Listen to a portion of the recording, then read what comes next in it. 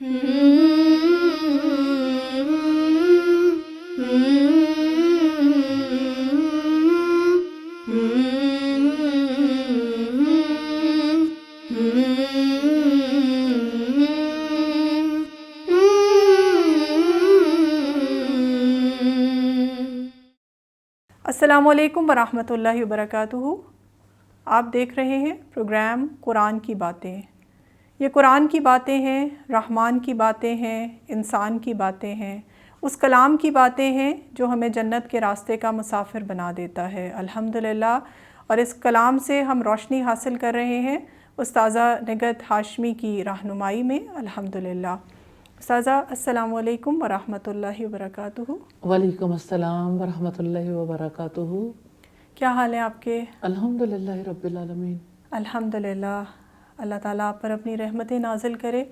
हम आपके बहुत मशकूर हैं उस्ताज़ा, आप अपना वक्त निकालती हैं अल्हम्दुलिल्लाह, और हमें बहुत बेहतरीन तरीके से आप गाइड कर रही हैं अल्हम्दुलिल्लाह।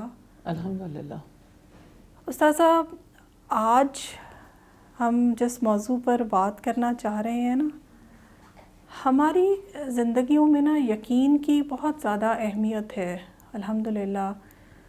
किसी भी चीज़ को हम जब आँखों से देखते हैं, कानों से सुनते हैं और उसके बारे में हमारा दिल मुतमईन होता है तो हम यकीन की कैफियत को पहुँचते हैं अल्हम्दुलिल्लाह। उस्ताज़ा, जब हम कुरान की बात करते हैं और कुरान के अंदर जिस तरह से हमें बहुत सारी चीज़ों के बारे में बताया गया है अल्हम्दुलिल्लाह अल्लाह रब्बुल इज़्ज़त की तरफ से, वहाँ पर हम देखते हैं कि 2 दफ़ा ज़िंदगी और 2 दफ़ा मौत की बात है। अच्छा, समझ तो आती है 2 दफ़ा मौत की बात कि एक वो मौत जो हमारे पैदा होने से पहले, ज़ाहिरी बात है वो मौत किसी कैफियत थी, अंधेरे की कैफियत थी, और एक जब हमें मौत मिलती है, जब हम ज़िंदगी से हमकिनार होते हैं, तो उसके बाद जब हम मौत की वादियों में उतरते हैं। तो उस्ताज़ा, लेकिन एक ज़िंदगी तो हम गुज़ार रहे हैं अल्हम्दुलिल्लाह, दोबारा जो ज़िंदगी हम गुज़ारेंगे मौत के बाद, उस पर ना यकीन करना बाज़ दफ़ा मुश्किल हो जाता है, क्योंकि तसव्वुर की आँख से तो हम देख सकते हैं लेकिन सामने तो नज़र नहीं आती, गैब में छुपी हुई है वो चीज़। तो उस्ताज़ा, कुरान हमारी क्या रहनुमाई करता है उसके बारे में? साथी अल्हम्दुलिल्लाह, कुरान हकीम ने इंसानी ज़िंदगी के लिए मौत के बाद की ज़िंदगी को समझना मुमकिन बनाया है अल्हम्दुलिल्लाह। और इस गहरी हकीकत को इंसानों के सामने खोला है जी। और मैं ज़रूर आपको बताना चाहती हूँ कि ये मामला तो बादशाहों के दरबारों में भी ज़ेर बहस रहा जी। और हर दौर के इंसानों की मजालिस में इसके ऊपर बातचीत होती रही। अल्हम्दुलिल्लाह। मक्का में भी ज़लज़ले की सी कैफियत थी। जब रसूलुल्लाह सल्लल्लाहु अलैहि वसल्लम ने मौत के बाद की ज़िंदगी की बात की तो आस बिन वाइल साहमी जी। हड्डियाँ लेके आ गया, इंसानी हड्डियाँ, कि मोहम्मद तुम कहते हो कि मौत के बाद ज़िंदगी होगी, तो ये मुर्दा हड्डियाँ हैं, इसे ज़िंदा करके दिखा दो। इसका मतलब यह है कि ये बात उनके लिए नाकाबिल फ़हम बनी हुई थी। तो अल्लाह ताला ने फ़हम से करीब लाने के लिए जी। इसे वाक़यात के तवस्सुत से समझाया है कि देखो, वो वक्त भी था जब इब्राहीम अलैहिस्सलाम से नमरूद ने सवाल किया था, तेरा रब कौन है? तो उन्होंने जवाब दिया था कि मेरा रब वो है जो ज़िंदा भी करता है और मारता भी है। तो उसने ज़िंदगी और मौत की हकीकत को मिक्सअप कर दिया। उसने कहा ये काम तो मैं भी कर सकता हूँ। 2 कैदी बुलवाए, एक को उसने आज़ाद कर दिया, दूसरे का सर कलम कर दिया और कहा देखो, मैं जिसे चाहूँ ज़िंदगी दे सकता हूँ और जिसे चाहूँ मौत दे सकता हूँ। हालांकि किसी जिंदा इंसान को आज़ाद करना दरअसल उसे ज़िंदगी देना नहीं है। जी। ये आज़ादी है। आज़ादी और ज़िंदगी दोनों का ताल्लुक तो है, लेकिन आज़ादी को ज़िंदगी नहीं कह सकते और ज़िंदगी को आज़ादी भी नहीं कह सकते। फिर इब्राहीम अलैहिस्सलाम ने उसके जवाब में ये कहा था कि मेरा रब वो है जो सूरज को मशरिक़ से निकालता है, तुम मगरिब से निकाल कर दिखा दो। फबुहितल्लज़ी कफ़र, हैरान रह गया वो जिसने कुफ्र किया था। लेकिन ज़िंदगी और मौत के मसले के हवाले से हमें पता चलता है अल्लाह ताला ने ये वाज़े किया है कि ये बात बादशाहों के जहनों में भी समा नहीं सकी, सरदारों के जहन में भी नहीं समा सकी। خود مکہ میں بھی اسی طرح کا ماحول تھا، اور آپ دور کیوں جاتے ہیں، ہمارے یہاں بھی اسی طرح کا ماحول ہے. موت کے بعد کی زندگی کا یقین آئے تو اپنی یہ زندگی بدل نہ ڈالیں. اس زندگی کے بارے میں رب العزت نے جو کچھ بتایا ہے، انکار بھی تو اسی سے ہوتا ہے کہ ہم اپنی 5 سینسز سے اس زندگی کو محسوس نہیں کر سکتے. ہم نہ آنکھوں سے دیکھیں، نہ کانوں سے سنیں، نہ اپنے حواس سے محسوس کریں. اس جہان کے بارے میں ہم کیسے یقین کر لیں؟ یعنی ان سین ورلڈ جو ہے، جو کچھ پردہ غیب کے پیچھے ہے، اس پر یقین کرنے کے لیے تیار نہیں ہے. اللہ تعالیٰ نے اس مقصد کے لیے کتنے واقعات ہیں جو ہمارے سامنے رکھے ہیں. مثال کے طور پر اصحاب کہف کا واقعہ ہے. آلموسٹ 309 برس کے قریب اللہ تعالیٰ نے انہیں سلا دیا. جب انہیں دوبارہ زندہ کیا، ان کی زندگی کو لوگوں کے لیے مثال بنانا تھا، کیونکہ یہودیوں کے درمیان یہی بات یعنی انڈر ڈسکشن تھی جس وقت اصحاب کہف نے ایک غار میں پناہ لی تھی. اللہ تعالیٰ چاہتے تھے کہ ان کے سامنے یہ ثابت کر دیں کہ موت کے بعد زندگی ہے. اس وجہ سے اصحاب کہف کو سلایا گیا، اور جس وقت یعنی وہ اٹھے اور انہوں نے کہا کہ کون ہے، جاؤ دیکھو، دیکھ بھال کے جانا اچھا کھانا کہاں سے ملتا ہے. جب اصحاب کہف میں سے ایک نے جا کے سکہ دکھایا تو وہ 300 سال پہلے کا تھا. ڈریس وہی، دنیا بدل گئی، لوگوں کے لباس بدل جاتے ہیں، زبانوں میں فرق آ جاتا ہے اور سکوں میں فرق آ جاتا ہے. یہ وہ چیز تھی جس نے لوگوں کو الرٹ کر دیا. لوگوں نے ایک دوسرے کو بتایا اور پھر لوگ ان کے پیچھے گئے. اور پھر وہ جو اصحاب کہف کے گمنے کا واقعہ تھا اور ان کے نام جیسے رقم کر کے رکھ دیے گئے تھے، تو اس کی وجہ سے سب کو پتا چل گیا اچھا یہ وہ 7 سلیپرز ہیں. تو لوگ ان کے پیچھے پہنچے. پھر تو کیا تھا، لوگوں نے جب یہ سوئے تھے تو لوگ ظاہر ہے ان کی جان کے در پہ تھے. اب یہ اٹھے تھے تو لوگ ان کو یعنی الہ کا درجہ دینا چاہتے تھے، تو ان کی یعنی ان کے پیچھے لگ گئے. تو اللہ تعالیٰ نے انہیں دوبارہ سلا دیا، یعنی جو حقیقی موت تھی ان کے اوپر طاری کر دی. تو موت اور زندگی کے یہ مناظر ہمیں جا بجا ملتے ہیں. اسی طرح سے ہم دیکھتے ہیں جیسے ایک واقعہ سورہ البقرہ میں بھی ملتا ہے ہمیں، جس میں یعنی اسی واقعے کے بعد، نمرود کے واقعے کے بعد، کہ یا اس شخص کی مثال جو ایک ایسی بستی پر سے گزرا جو یعنی تباہ و برباد ہو چکی تھی. اس کو دیکھ کر اس نے کہا اللہ تعالیٰ اسے کیسے زندہ کرے گا. اللہ تعالیٰ نے انہیں سلا دیا. 100 برس تک آلموسٹ وہ موت کی حالت میں رہے. ان کے ساتھ ان کا گدھا بھی تھا اور گدھے پہ کھانا لدا ہوا تھا. 100 ایئرز میں گدھے کی تو ہڈیاں بھی پرانی ہو گئیں، لیکن ان کا کھانا اور پانی بالکل ویسا ہی رہا کہ اللہ تعالیٰ جو چاہے کر سکتا ہے. پھر جس وقت اللہ تعالیٰ نے انہیں دوبارہ زندگی دی تو ان کے سامنے ان کے گدھے کی ہڈیاں جوڑی گئیں. پھر اس پر کس طرح سے گوشت چڑھایا گیا، پھر کس طرح سے اس پر سکن چڑھائی گئی. تو انہوں نے اپنے سامنے دیکھا کہ گدھا بن گیا ہے، اور گدھے کے اندر پھر جب یعنی جان آئی تو وہ ہنہنایا. تو انہیں سمجھ آ گئی کہ اللہ تعالیٰ کیسا اختیار رکھتا ہے، موت کے بعد زندگی ہوگی. یہ بات اللہ تعالیٰ نے تمثیل کے ذریعے سے سمجھائی، اور یہ سچا واقعہ. اور کہتے ہیں کہ شاید وہ حضرت عزیر علیہ السلام تھے، واللہ عالم. لیکن یہ ہے کہ یہ بات طے شدہ ہے کہ وہ نیک انسان تھے، نبی تھے یا غیر نبی. بہرحال وہ بیت المقدس کی طرف آ رہے تھے اور انہوں نے اسی بستی کو تباہ حال دیکھا تھا، اور دیکھ کر یہ سوچا تھا اچھا یہ سب کچھ تو برباد ہو گیا، اب دوبارہ کیسے یہ سب کچھ آباد ہوگا. تو اللہ تعالیٰ نے اس منظر کو دکھا کے ساری انسانیت کے سامنے یہ عملی نمونہ رکھا ہے کہ اللہ تعالیٰ جو چاہے کر سکتا ہے. وہ کیسے مردہ ہڈیوں کو جوڑتا ہے، کیسے وہ ان پہ گوشت چڑھاتا ہے، کس طرح سے پورے کا پورا جاندار بنا کے کھڑا کر دیتا ہے. زندگی اور موت اسی کے ہاتھ میں ہے.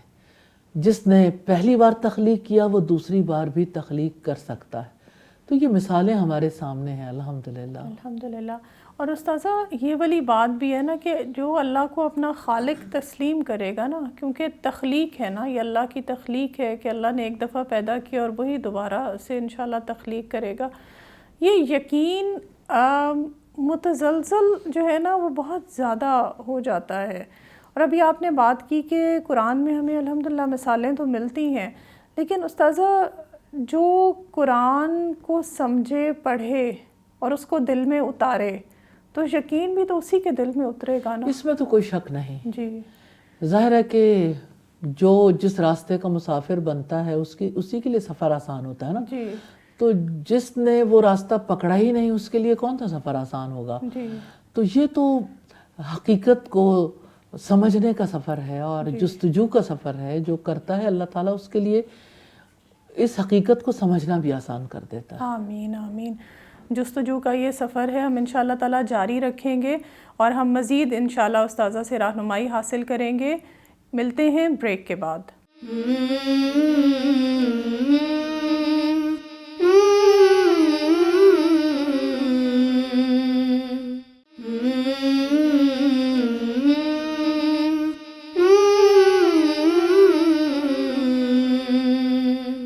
Welcome back.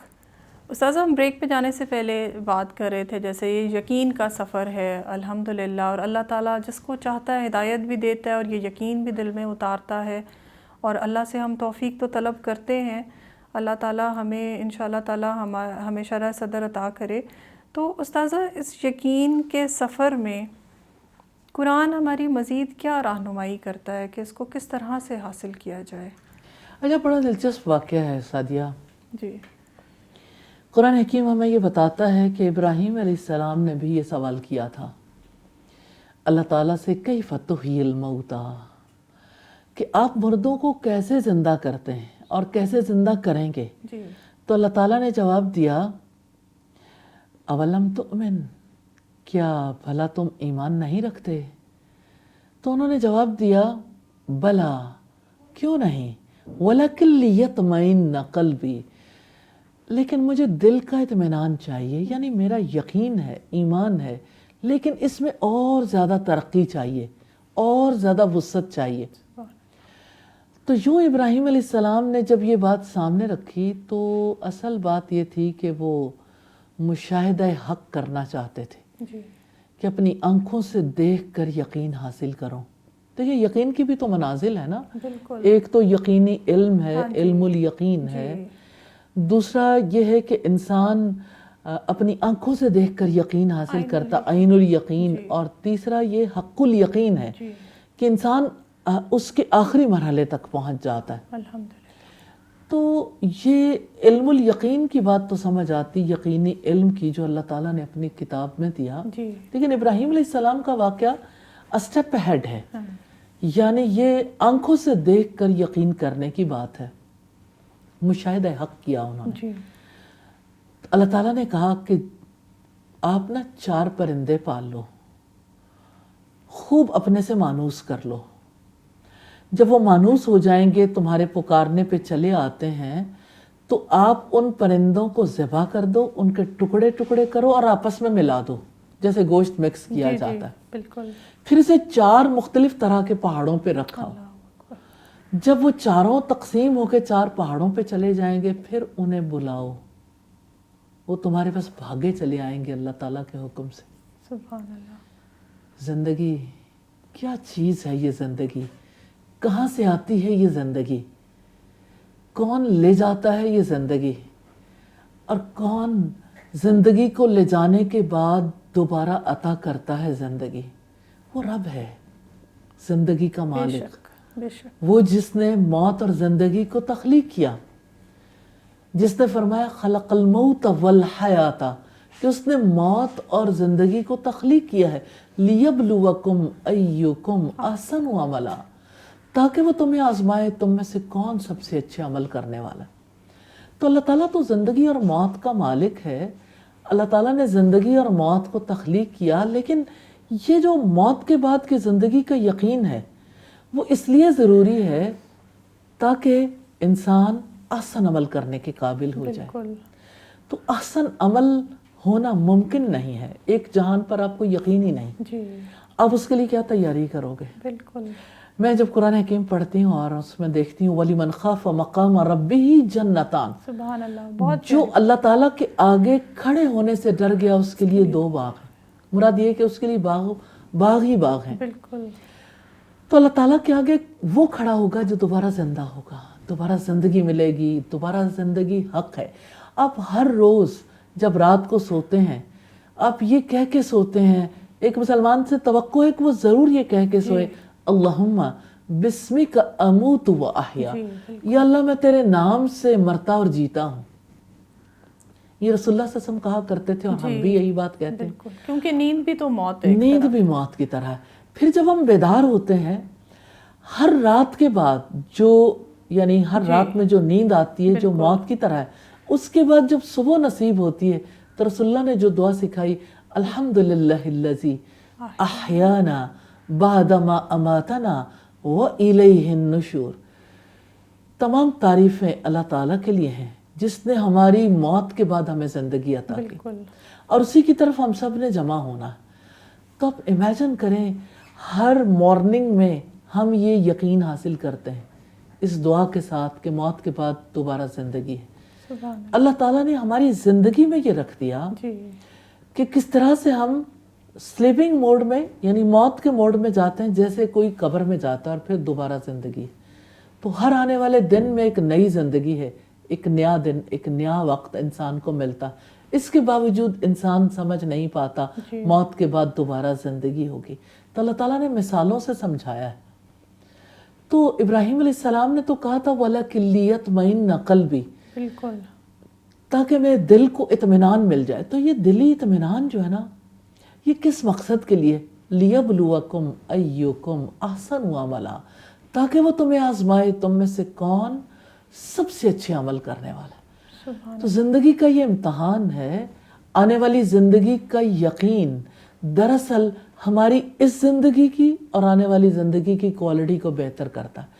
اس زندگی میں ہم وہ عمل کرنے کے قابل ہوتے ہیں جس سے ہماری اگلی زندگی بہتر گزر سکے. اس زندگی میں جو اعمال ہم کرتے ہیں, انجام دیتے ہیں, ان اعمال کی وجہ سے آنے والا کل بہتر ہو سکتا ہے. الحمدللہ. تو موت کے بعد کی زندگی پر یقین ہماری بنیادی ضرورت ہے. اس یقین کے ساتھ ہی ہم اپنی لائف کی کوالٹی کو بہتر بنا سکتے ہیں. الحمدللہ. استاذہ, ہم اپنی نارمل لائف میں بھی تو یہی دیکھتے ہیں نا کہ اگر اکاؤنٹیبلٹی نہ ہو تو کوئی بھی عمل جو ہے وہ اس طرح سے پیور نہیں ہوتا نا. نارمل زندگی میں بھی کہ اگر ایک اسٹوڈنٹ ہے, اس کو یہ پتا ہے کہ میرا پیپر ہونا ہے, امتحان ہونا ہے, تو تبھی اس نے محنت کرنی ہے اس کے اندر کوالیفائی کرنے کے لیے.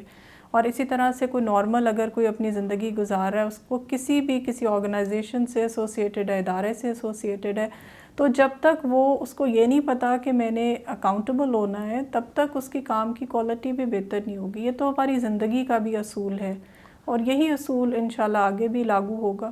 ورنہ تو جو ظالم ہے وہ تو ظالم ہی رہے گا اگر اس کی پکڑ کا کوئی ہمیں آگے سے یقین نہیں ہوگا. تو اس کا یقین دلانے کے کتنے طریقے ہیں. مثال کے طور پر جیسے آپ نماز ادا کرتے ہو, نماز میں جس وقت انسان اللہ تعالیٰ کے آگے کھڑا ہوتا ہے, سرنڈر کرتا ہے, ہاتھ باندھتا ہے, رکوع میں جاتا ہے, سجدے میں جاتا ہے, تشہد میں بیٹھتا ہے, یعنی وہ اللہ تعالیٰ کے آگے موجود ہوتا ہے نا. اور رسول اللہ صلی اللہ علیہ وسلم نے بھی یہی سکھایا. جب حضرت جبریل علیہ السلام نے سوال کیا تھا مل احسان, احسان کیا ہے, تو آپ نے فرمایا تھا ان تعبد اللہ کأنک تراہ, تم اللہ تعالیٰ کی عبادت ایسے کرو گویا کہ تم اسے دیکھتے ہو. جی بالکل, گویا کہ تم اسے دیکھتے ہو, یعنی آمنے سامنے. تو اپنے آپ کو انسان اللہ تعالیٰ کے آگے کھڑا کرتا ہے نا.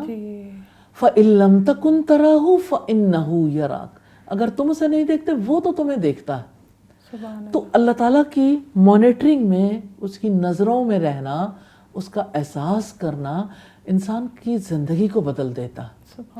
یہی ایکسیلنس اچیو کرنے کے لیے ضروری ہے. الحمدللہ. تو یہ جو عقیدہ ہے موت کے بعد زندگی کا, یہ برحق ہے, یہ سچا عقیدہ ہے, ایسا ہونے والا ہے. اور اللہ تعالیٰ نے ہمیں کس کس طرح سے اس عقیدے کی پختگی کے لیے کیا کچھ سکھایا ہے. کبھی نماز میں اپنے آگے کھڑا ہونا سکھایا, کبھی سونے کے بعد جاگتے ہوئے یقین دلایا کہ یہ موت کے بعد کی زندگی ہے. اور اس طرح سے اللہ تعالیٰ نے ہمارے لیے اس عقیدے کو سمجھنا اور دل میں بسانا اور یقین کرنا آسان کر دیا. الحمدللہ. الحمدللہ.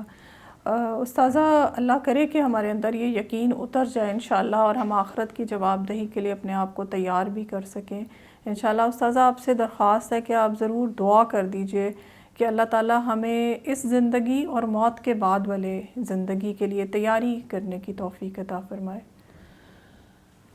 یا ارحم الراحمین، آپ سے استدعا ہے موت کے بعد کی زندگی کا یقین نصیب فرما دیجئے، آمین۔ اور الہی اس کی وجہ سے ہمیں اپنی اس زندگی کی اصلاح کرنا نصیب فرما دیجئے، اور الہی ہمیں نمازوں میں یہ یقین نصیب فرمائیے کہ ہم آپ کے آگے کھڑے ہیں، اور الہی ہمیں ہر صبح میں یہ یقین نصیب فرما دیجئے اور غور و فکر کرنے کی توفیق عطا فرمائیے کہ ہمیں چھوٹی موت کے بعد دوبارہ زندگی نصیب ہو رہی ہے، ایسے ہی ہم نے حشر کے میدان میں اکٹھے ہونا ہے، اور الہی اس کے لیے آج اپنی زندگی کی کوالٹی، اپنے اعمال کی کوالٹی کو بہتر بنانے کی توفیق عطا فرمائیے۔ آمین آمین ثم آمین۔ آمین۔ جزاک اللہ خیر استاذہ۔ الحمدللہ آج کے دن پر ہم نے دیکھا کہ باس بعد الموت کا عقیدہ جو ہے یہ بہت امپورٹنٹ ہے، اور اس کا یقین ہمارے دل کے اندر اترنا جو ہے وہ اتنا ہی اہم ہے جتنا اللہ تعالیٰ کی تخلیق کے اوپر یقین رکھنا۔ الحمدللہ، کیونکہ جو آخرت میں اللہ کے سامنے کھڑے ہونے پر یقین نہیں رکھتا، وہ لاکھ زبان سے کہتا رہے کہ میں اللہ پر یقین رکھتا ہوں یا میں ایمان لاتا ہوں، تو اس کا عمل جو ہے وہ اس کی نفی کرتا ہے۔ اللہ تعالیٰ ہمیں آخرت کی جواب دہی کے لیے تیاری کرنے کی توفیق عطا فرمائے۔ انشاءاللہ تعالیٰ نیکسٹ پروگرام میں کسی اور موضوع کے ساتھ دوبارہ حاضر ہوں گے۔ اللہ حافظ۔